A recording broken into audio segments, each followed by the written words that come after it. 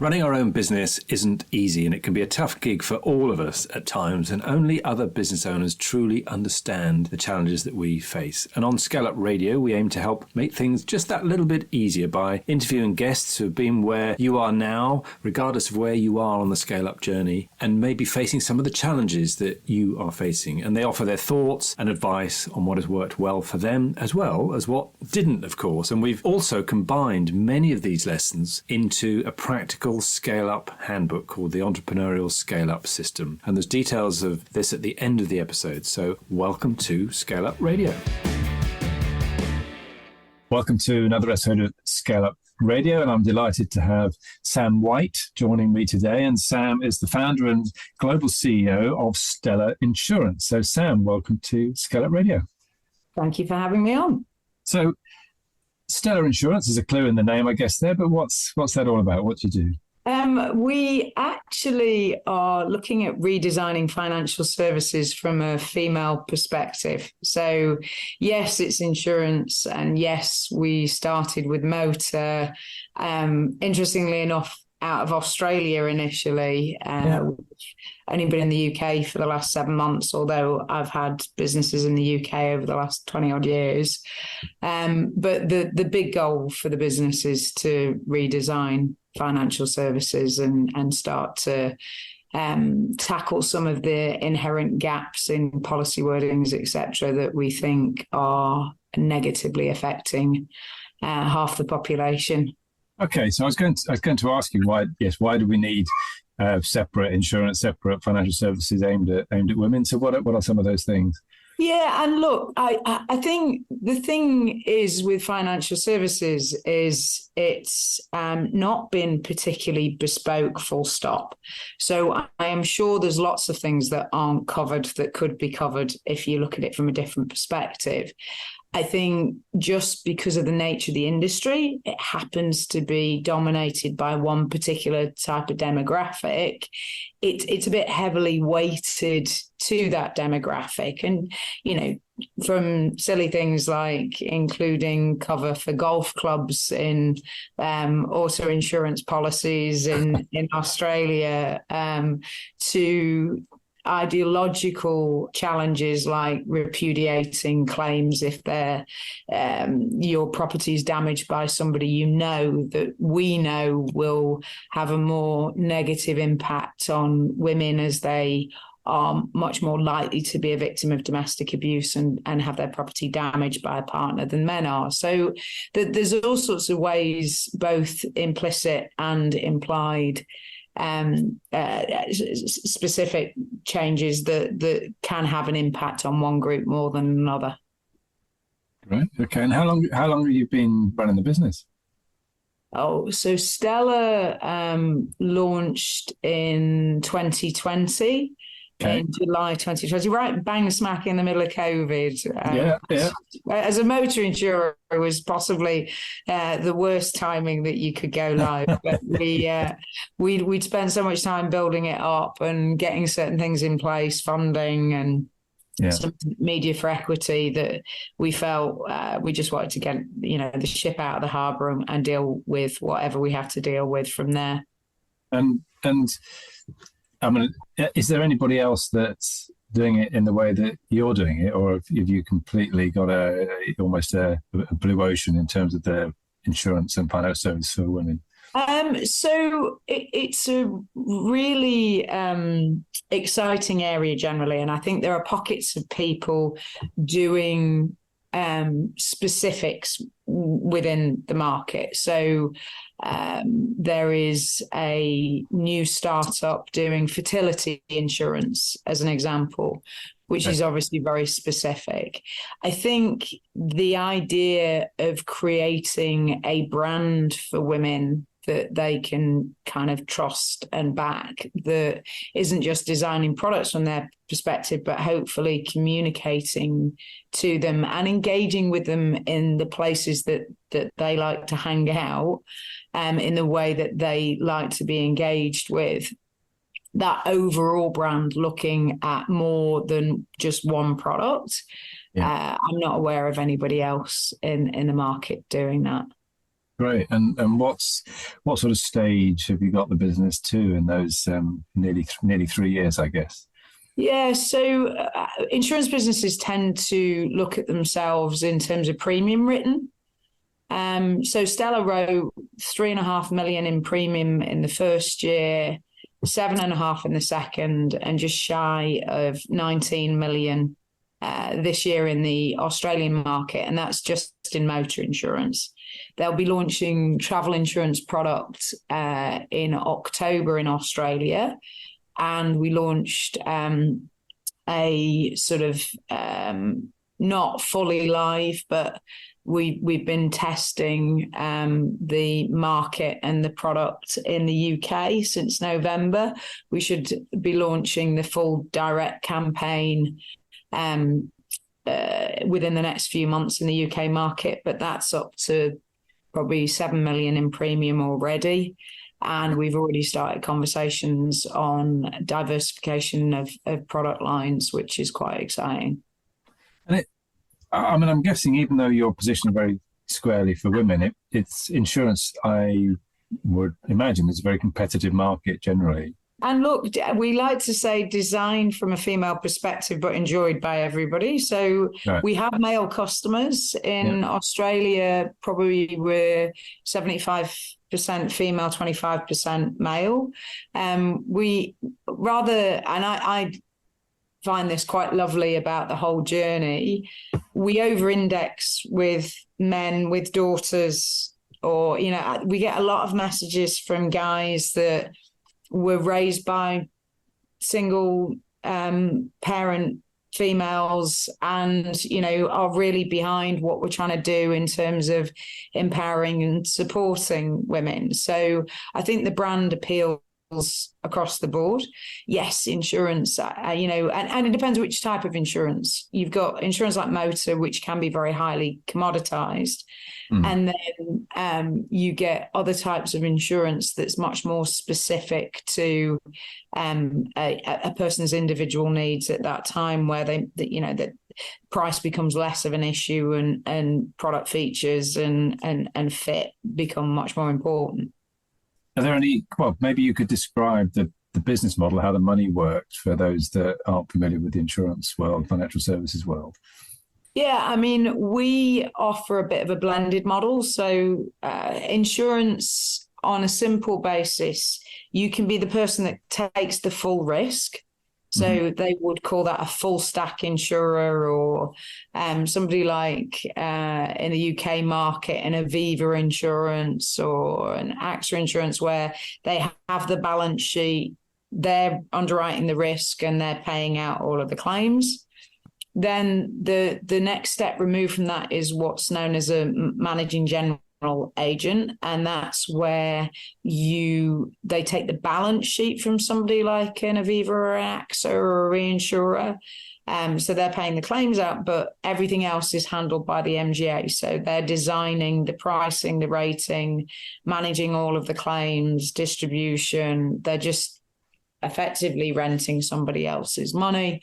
And then at the final stage is a broker, where you take somebody else's products and sell them on behalf of them. So it's a bit like, a wholesale or retailer in a groceries market in terms of the way that it spits out. Stella operates in a variety of different ways. So we have MGA capabilities, and in some sets of circumstance, we'll design products and build them from scratch. Yeah. And in other sets of circumstance, we will take what they have and add in additional product features or remove clauses that we feel aren't in keeping with our customer base, in collaboration with the insurer. Great. And it's a highly regulated market. So how in terms of some of the challenges that you're facing, take us through some of those. What are some of the big challenges that you face in setting up an insurance company? God, you've got all the usual challenges of launching a business, trying to get funding in the initial instance is always hard. Not to play the tiny violin, but we know statistically less than 2% of funding goes to female founders. Right. So I know I am statistically a lot less likely to raise money than a male founder. And then there's quite rightly, serious regulations. So you need to make sure that you have experienced people in the business who are known to the regulator, so that because unfortunately that is of course the nature of regulation, is that to get authorized you often have to have been authorized prior. And I think from a startup perspective, that can be one of the biggest challenges. If you are trying to do something new as well, you've got to try and bring in the right people that have experience, but aren't going to be closed-minded and block your potential strategy as a business, because they have this perspective that this is the way it's always been done, and that's the way that it needs to be done in the future. Technology. Insurance is transacted a lot on price comparison sites or via other insurance brokers if you're looking at an MGA model, which means that you need to be able to integrate with their systems and processes. So either you build something yourself from scratch, or you have to purchase one of the existing systems, which is not cheap. Yeah. So, that's another challenge to be able to move forward. And the incumbents, they have a lot of resource, they have a lot of people, they also can be quite slow to move. So they might love the idea of what you're doing and want to get behind it, but the reality is the bureaucracy within their organization may make it quite challenging for you to be able to get things forward. So I've seen a number of startups either fail or nearly fail because they've got a certain amount of funding in, they brought people on board, and then there's a delay with their authorization with the regulator.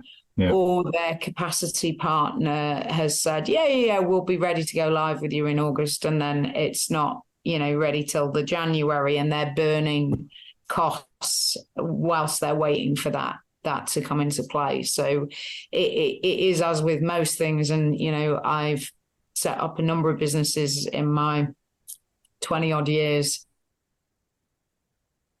You are constantly juggling to try and keep everything running, alongside. And I know project managers love a project plan, but the reality is that there's so much interdependency between your capacity and your technology and your people, that if one thing knocks you off course, you can end up in a whole heap of pain very quickly. So you painted a very good picture there. Why would you? What made you want to go into setting up Stella Insurance? Yeah, I mean, look, I think most people in insurance fell into insurance, so I have experience in this sector. So my first job at university, I did a psychology degree. And for whatever reason, I went for all these job interviews. I got offered all the jobs, and I decided I was going to take this one that was working for this motor claims business that was working with the insurance industry. And I kind of fell in love with the concept of insurance. I love the idea of everybody putting money in to support the more vulnerable when they're in difficulty. And I also love the people in the industry. It's a real people-centric business, probably because it's been around for so many years and because it relies on that kind of trust and contract between people. And so I think it's a bit like that boiling water pan. If you've been in it for so long, you're used to the pain points, you're used to the challenges. They're your challenges, and so you accept them and move forward. But my wife does say to me, for Christ's sake, Sam, why did you go into this? You could have been in a much easier. If I'd taken that job with that CCTV company, or I probably would have ended up in the same space, but perhaps a slightly easier path. Yeah. So what's the potted history then that got you to the point of setting up Stella? Yeah, I started, so I had this job for 2 years out of university working for this claims company, did really well, got promoted, and, was all excited with all this money I was earning as a 23-year-old female living in the north of England. And I got my company car and as much money as I wanted to spend on nights out and Chinese takeaways, which wasn't great for my health, but felt good at the time. And then I had what I would call a sort of existential life event, in that 3 big things happened at once. I broke my leg. I split up with my long-term boyfriend, and then my mum died. And I think that all those things happening in quick succession, even though I was only 24, made me really assess what kind of life I wanted to have. And it wasn't one that was working for somebody else, going by rote through a process and feeling, I hate the idea of feeling controlled, I now recognize in myself. And so I just was like, I can't work for anyone else. Like, I don't want to spend the next 40 years doing this. And so my sister had a house in Bramhall in Stockport, and she had a conservatory on the back of the house, and it wasn't really being used. And I spoke to her and said, like, what do you think about us doing something for ourselves? And she was kind of very supportive, because she didn't want me to disappear off to Australia, which was my other plan to go traveling. And so I just sat down with a phone and a desk and started phoning around brokers, which was the market I'd been in, that I'd had the job in, and sort of saying, I think I can offer you this, I can do this service. And it went from there. And I grew it organically. I made £1 to spend £1 and just carried on. And at a certain point, I think there's an inflection point when you're doing any kind of business where things can take on a bit more momentum, where you're not just fighting every day to make enough money to be able to cover the costs. There's enough oxygen, I like to think, in in the business to be able to start a fire. And I love starting fires, and so I just pushed on. And by 2010, so I started up in 1999, and by 2010 that first business was turning over 18 million and making multi-million-pound profit. And I was thinking I was absolutely marvelous, and decided I was going to go and live in Beverly Hills and do all of these things. And that's a whole different story. But I've definitely run the gambit. I moved beyond claims and decided I wanted to start an insurance business then, which I launched in 2016.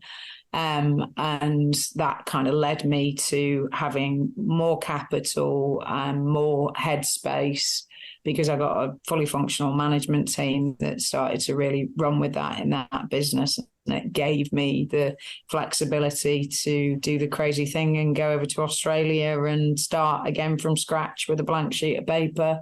And I like to think, to tackle the problems that I'd come across myself. I'd struggled really, really hard to get any kind of funding into the business. I'd had to be the only woman in the room in virtually every meeting I went into in financial services. And, you don't, it's hard to see yourself. And I always say this, and true of me too, like, you can't see your own biases and privileges. And I don't see mine either. And I'm constantly trying to challenge myself in that, because, I think it's easy to go off on your own moral crusade about everything that you see and feel and miss the fact that might not be the experience for everybody else. But I definitely felt for a number of years that there was a blind spot in financial services, and it was one that needed to be addressed. So it was great to be able to have the opportunity to do that with Stella. Great. So loads of questions. Did you the business you got to £18 million in 11 years or so? Did you sell that? Are you still part of that? How did that? No, there's been a flaw in my overall plan, Kevin. So I should have sold and then started Stella, but I didn't. That business is still in existence, and I've got a management team that is looking to MBO the business from me. Now, it's been quite helpful because it's providing the TPA service, it's providing the support and infrastructure that Stella needed in launching in the UK, because it can take a lot of the back office function.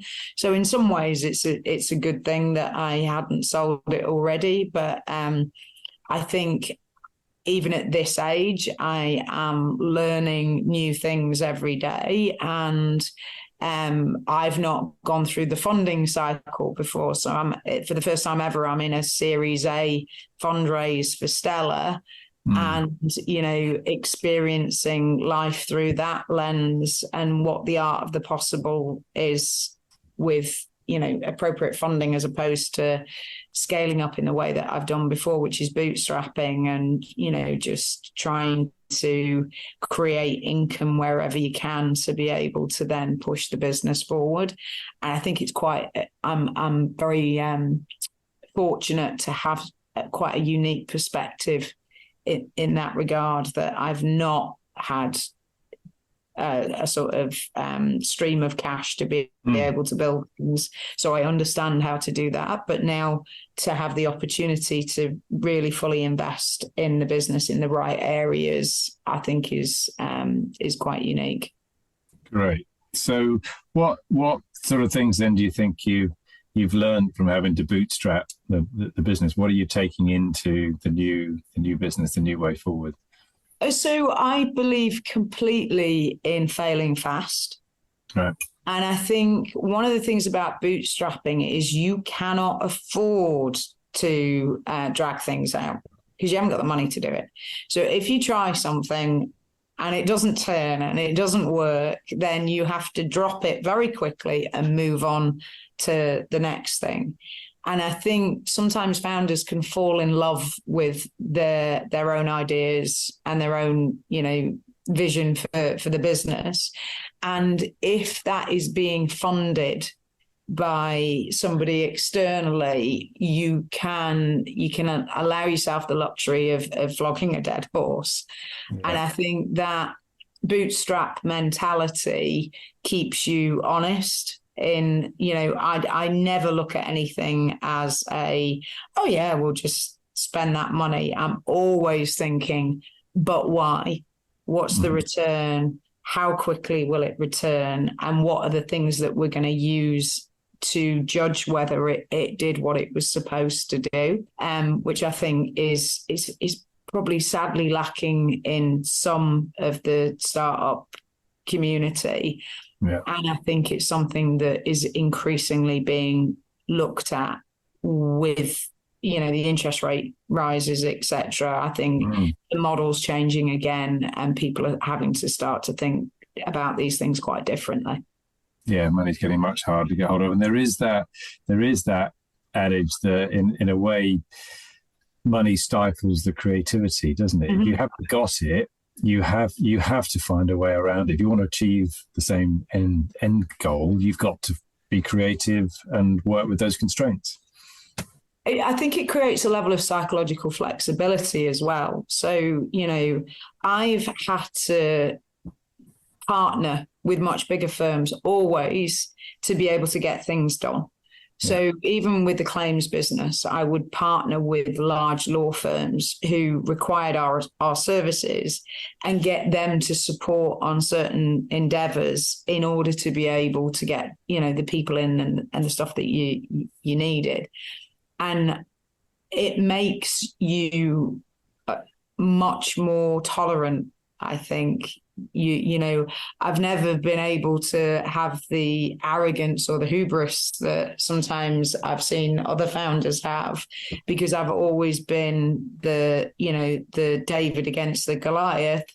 And you do have to accommodate these corporations in the right way. Otherwise, you won't have a relationship to move forward. And so I think that's it's a good lesson to learn in life. And it does bode well for you when times are difficult. And I've seen people have real psychological challenges that have come into my business that have been in corporate environments where they don't, like, this is so hard. Why is it so hard? And they're used to sets of circumstance where people just give them pretty much whatever they want because they've come from this big organization and the big organization has the power. And to have to hustle and negotiate and compromise is not something that they're used to. Yeah, absolutely. Okay, so what took you to Australia in the end? Was that your desire to travel? Is that what it was, or was that something else?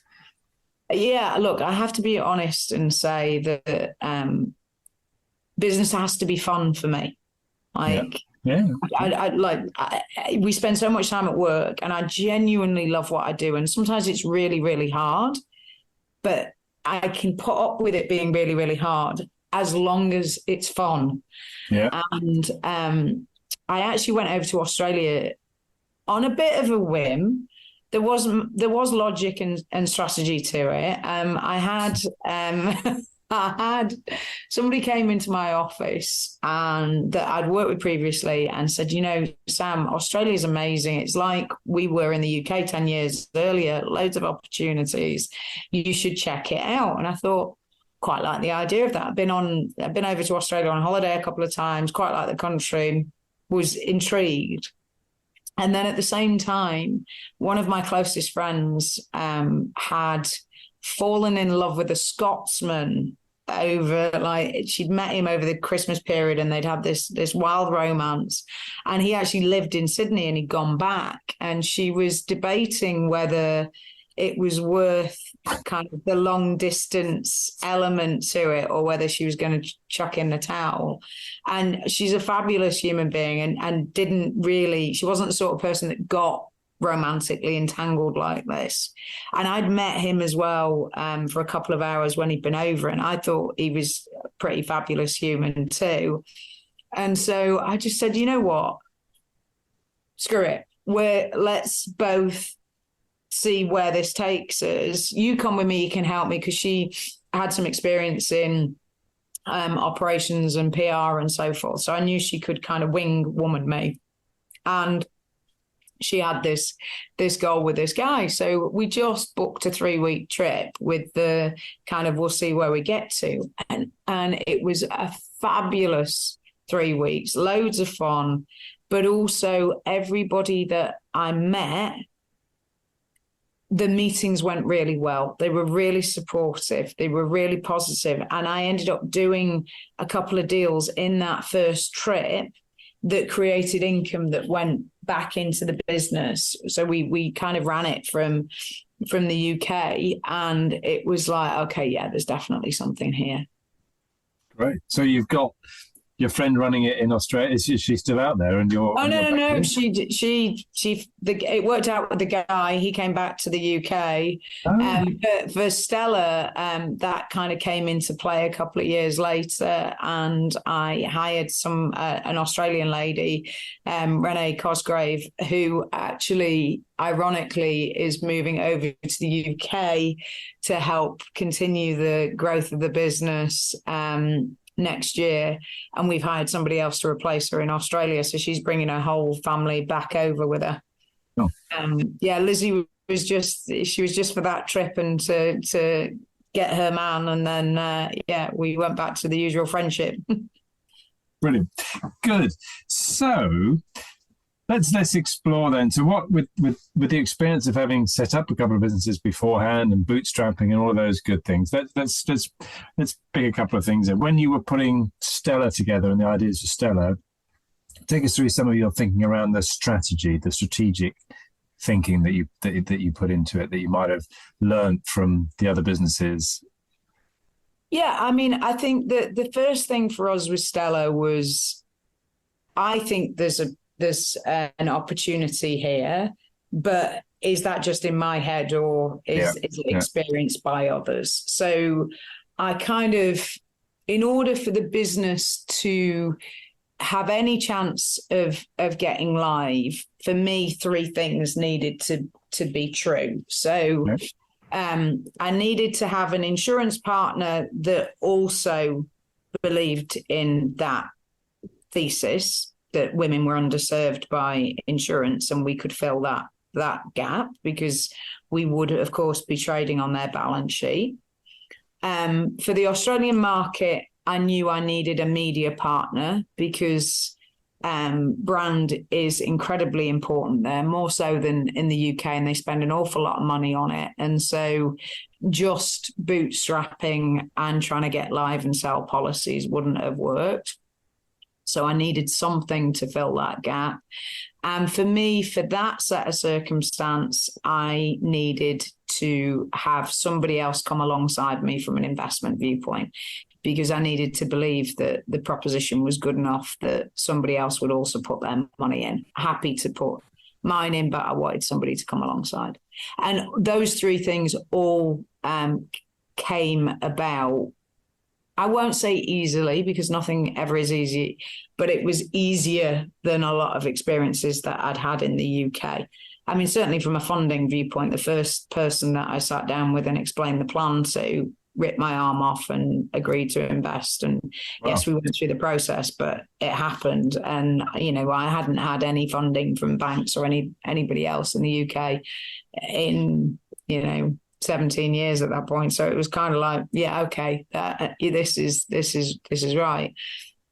We then, with the media partner, so we did a media for equity deal where we got 15 million in inventory across all of the female magazines, Now Magazine, Marie Claire, etc., by offering this media for equity.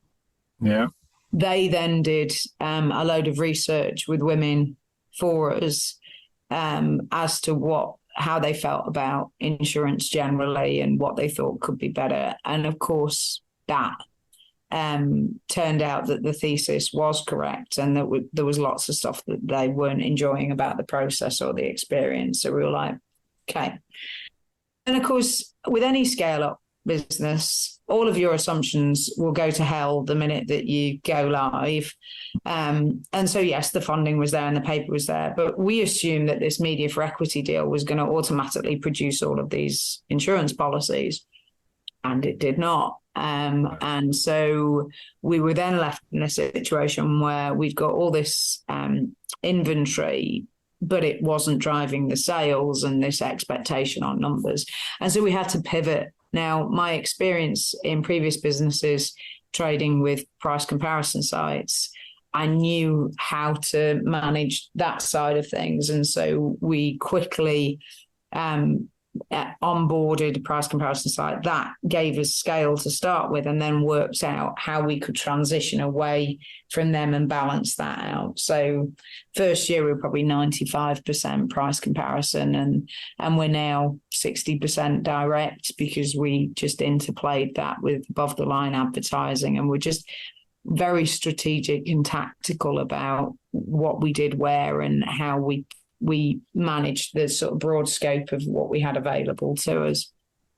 Right. So in order to, the initial plan for getting the penetration wasn't working. So then the price comparison then enabled you to get your share of everybody that was searching, essentially, in that way.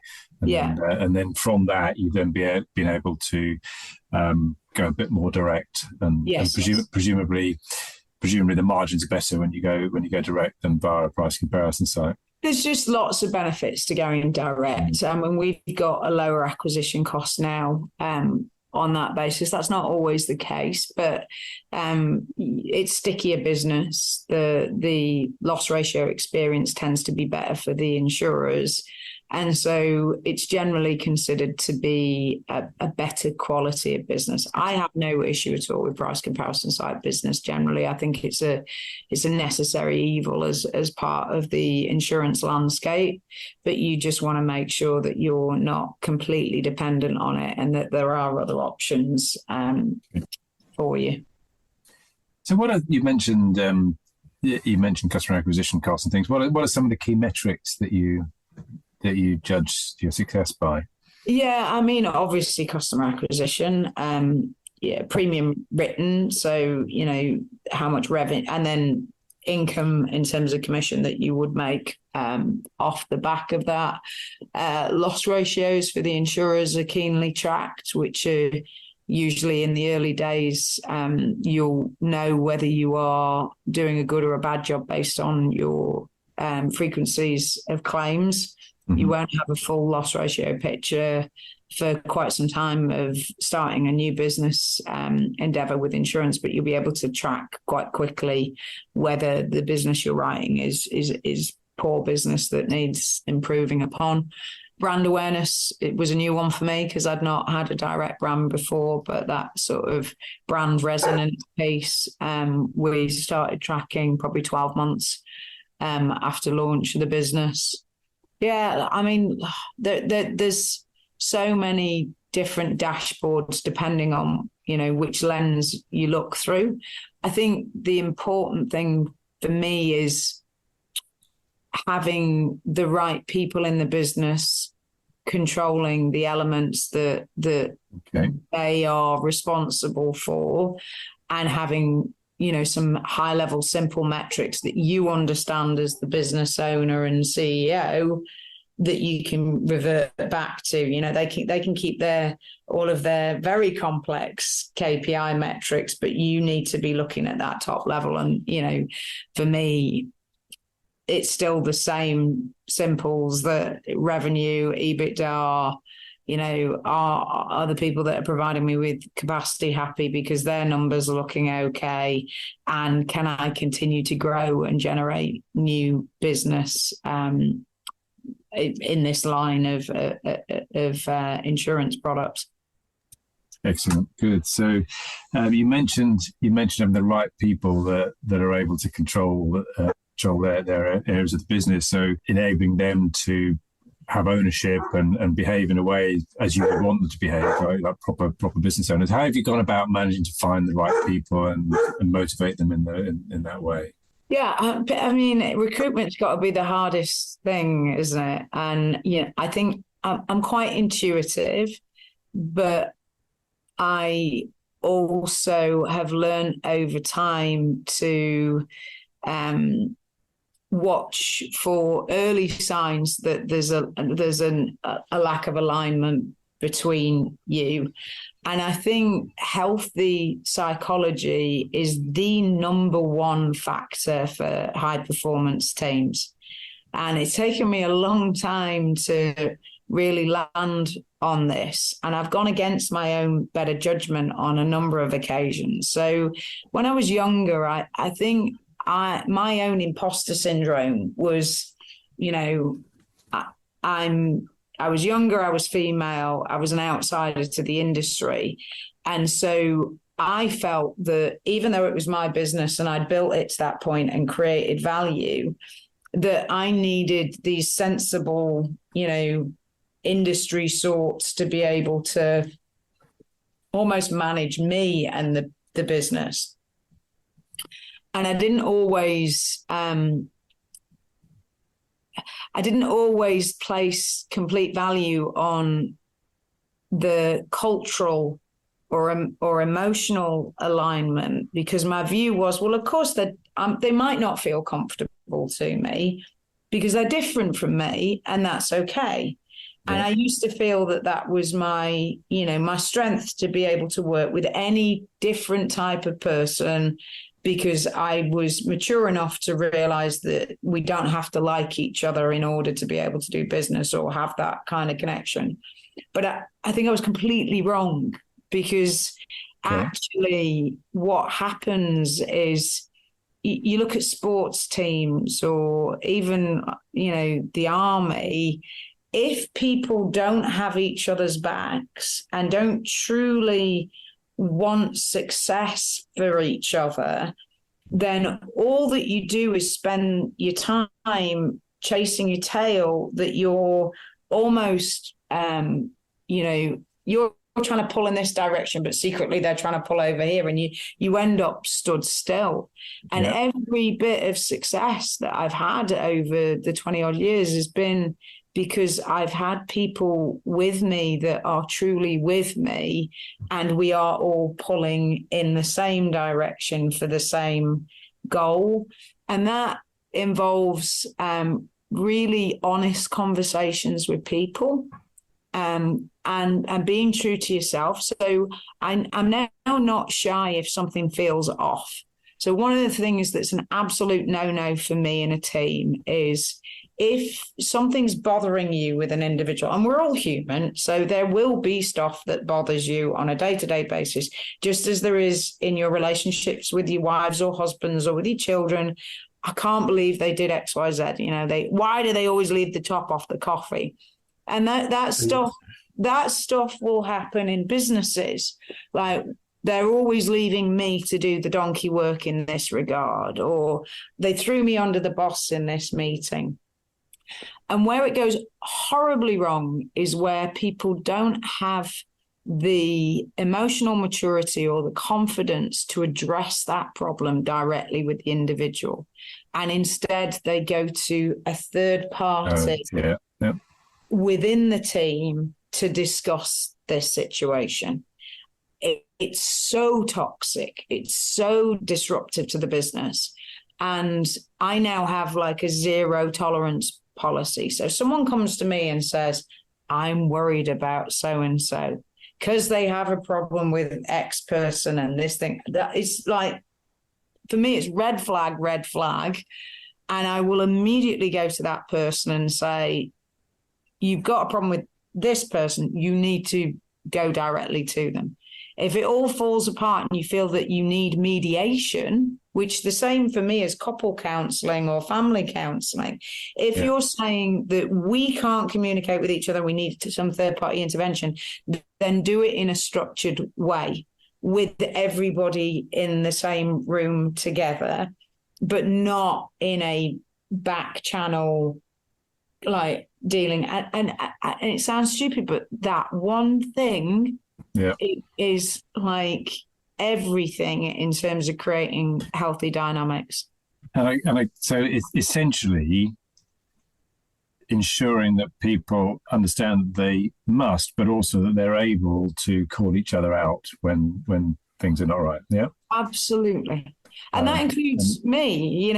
If something I say over and over and over again, if we're talking about something, what can't I see? Like, what am I missing here? Like, tell me. It's in nobody's interest for you to pander to me and tell me that, oh, it's brilliant, Sam, you're a genius. If you're actually sat there thinking, what on earth is this woman thinking? And so you have to encourage that environment and actively, you have to over-index to such a degree with people to give them that permission to be honest with you when you're in a leadership role. And I think there's a massive fear for most leaders that they'll lose control or that they'll be disrespected if they do that. And that's where the start of all rot for me kicks in, and you end up with 80% of the time being people having conversations about how they don't agree with the stuff that's happening in the organization.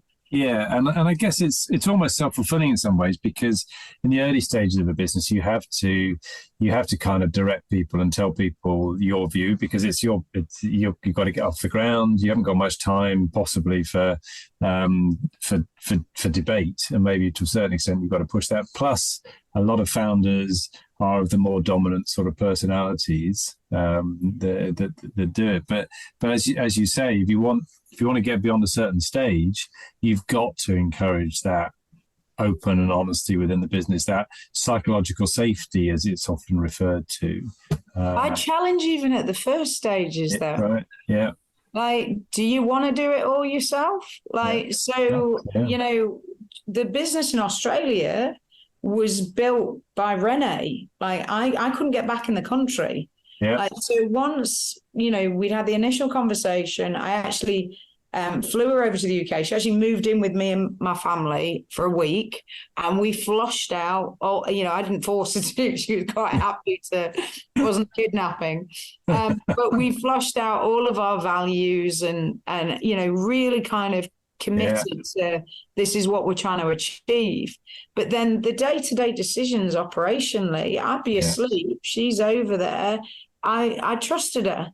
And if there was anything really big that she felt that she needed to escalate, she would escalate it. But she had a lot of freedom to do those things. And I think if you have such a prescriptive view about how something needs to be done, do it yourself. If there is something that you need in the business and you've hired somebody to do it, you've hired them to do it. Like, by all means, get them to share with you how they're going to do it.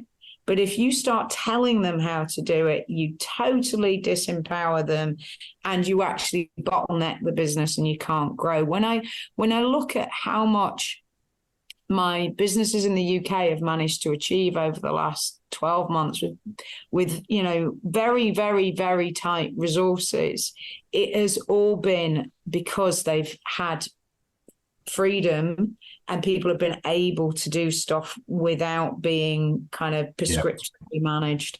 Yeah, freedom, and they've really bought into the intent where you're trying to get to. Yeah, exactly. Because then then you don't have to manage, because they're doing it because they want to. Yeah, and that's another mistake. I think another fundamental mistake that depends on your mindset, but the mindset really should be that most of us, I don't know what percentage of the population, but the vast majority of the population want to do the right thing. They want to do well. They want to do that, and therefore, why would you put all of these micromanagement constraints on somebody to check whether they're doing the number of hours that they should be doing and doing all of those things, when if you give them the tools and the freedom and the guidelines to be able to do it, then they'll want to do the best job they can. Yeah, and the other thing is, if they don't, and yes, of course, you have people in the business that are disenfranchised, disinterested, then they probably aren't bought into the intent or the vision or whatever, and they shouldn't be there.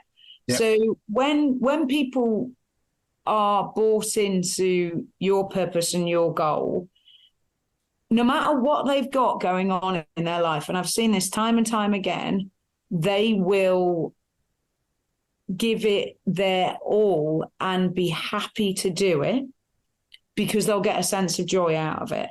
And, I find it interesting. I always used to say this to my dad growing up, like, and it happens between men and women quite a lot, where, and this is probably a terrible generalization, but I'm going to say it anyway, because I have seen it in numerous situations. There is a dynamic that happens where if you give somebody a list of chores, like, I need you to take the bins out, do the washing, blah, blah, blah.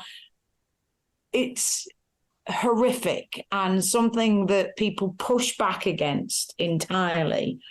Whereas if they feel that it's like, the teenager gets their own house and suddenly they're really house proud. It's theirs.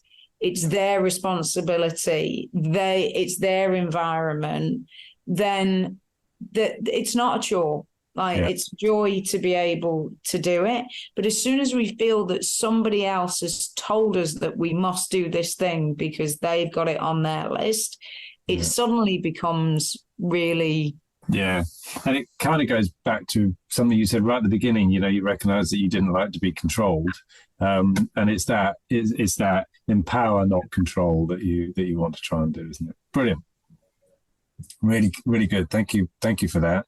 I do have one question though. You with the media for equity, I love that, and £15 million worth of equity. That would have been at the stage when the business was largely an idea, I imagine. Yes. Yeah. How did you go about deciding how much equity to give in return for £15 million worth of? And look, yeah, absolutely. When I was first trying to raise money, that's nobody tells you. Nobody sits you down with a book and goes, "This is how you raise money." And part of the reason they don't is because it's all a little bit smoke and mirrors. It is what you say it is. So what I've realized is there's more of a relationship between, you have to start from the exit for them. So how much do they reasonably believe you could get this business up to, and therefore they could get back at a agreed timescale? So we were working back from where do we think this business will be in 5 years, and what will their value be then at that 5-year point, to be able to justify the inventory at this stage for them to support you to get there. And it's as simple as that. And then the rest of it is a negotiation. And I've seen ridiculous valuations from people for startups because they've managed to convince the people with the cash that the size of the market is so big, and that the opportunity for them to capture that share of the market is so plausible that it's worth writing a check out for 10 million or for 20 million or 50 million or whatever the hell it is for them to have a crack at being able to do it. But it is all completely subjective. And how good are you at telling a story, and will those people buy into that story? And unfortunately, some of it is also who you know and whether you fit their box of interpretation as to what the right kind of founder looks like and the right kind of story looks like. Yeah. Okay. Brilliant. Good. So what's the legacy you want to leave? I want to leave a much more inclusive and kinder financial service industry. My belief is that financial services start everything.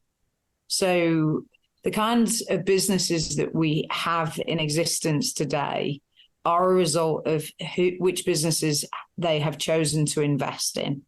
And if financial services in of itself has some flaws in the matrix in terms of, how it looks at the world and what kinds of businesses it thinks are investable or not investable, then that flaw will cascade down. So I would love for Stella to change the way that financial services goes about its business, because I believe that could start a domino effect through everything else. Excellent. And I wish you all the very best in that. It's been a delight to have you on, Sam. Thank you. You all right for one or two quick fire questions just to close us off? Yeah. So if you go back to your younger self, what advice would you give yourself? To trust myself. Good. Any books or podcasts or other learning resources that you'd recommend to others? Yeah, I love The Chimp Paradox. And I just think that's a great book on understanding your own brain. Anything from Mark Manson. So Everything is Fucked, a book about hope, is one of my favorites. And Love Isn't Enough. He absolutely fantastic. I think meditation, exercise, and therapy should be prescribed to absolutely everybody as a minimum requirement to live as a human being on the planet. Yep. Just have fun and enjoy yourself. Life is too short. Brilliant. Good. Well, thank you very much, Azita. If people would like to get hold of you or find out more about Stella, what's the best way for them to do that, Sam? I am a LinkedIn oversharer on a general basis. So your best place to find me is Sam White on LinkedIn under Stella Insurance. And you've got a great expert series there as well, haven't you? Is that your podcast, or have you got a separate podcast? I've got a podcast called Human Business, where I've had a very eclectic group of individuals on. So if you fancy listening to me, listening to them, then that tune into that. It's on Spotify and all the usual platforms. And yeah, Stella's done all sorts of expert series with some far better experts than me. But yes, I've done a couple. Good stuff. Sam White, thank you very much indeed for being my guest on ScaleUp Radio today. Thank you for having me. I hope you enjoyed that discussion, and if you're building and scaling your own business, you might well be interested in our book, The Entrepreneurial Scale-Up System. And it's exactly what it says on the tin. It's a practical handbook around scaling a business in a structured way. And you can order a copy on all your favorite online retailers, including an audio version, or you can find it and other supporting resources on our website, www.esusgroup.co.uk. That's esusgroup.co.uk, which is esusgroup.co.uk.